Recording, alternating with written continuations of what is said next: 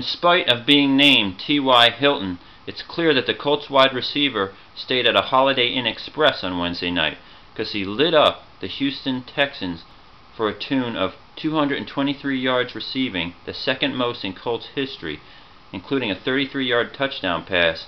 I didn't like the LeBron James-like celebration because I'm not a LeBron James fan via all the hype, but talk about hype that I will buy into. J.J. Watt, in spite of the fact that they held him off enough to allow Andrew Luck to pass for 370 yards on the night,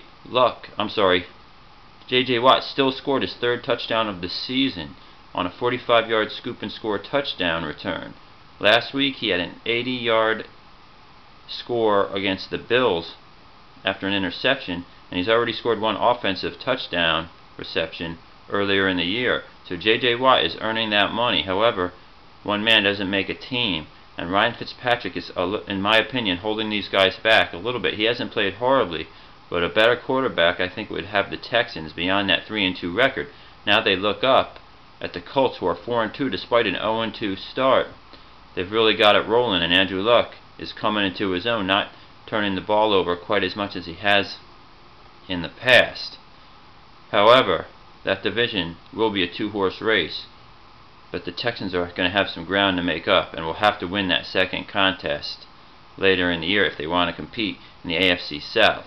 So elsewhere in the league there are some big games. The Cowboys go to Seattle. Now Seattle should win that game at home, but they do come off of short rest playing on Monday Night Football in Washington, where Dallas has got their full week's rest.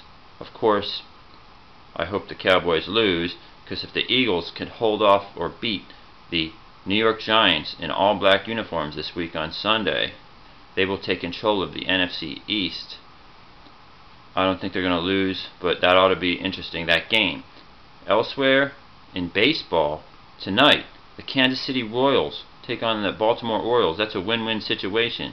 After all these years of watching the Cardinals and the Giants win the World Series, along with the Red Sox, maybe, if Baltimore or Kansas City can beat one of those teams in the World Series, we could have something different. Kansas City hasn't won since 1985, and they haven't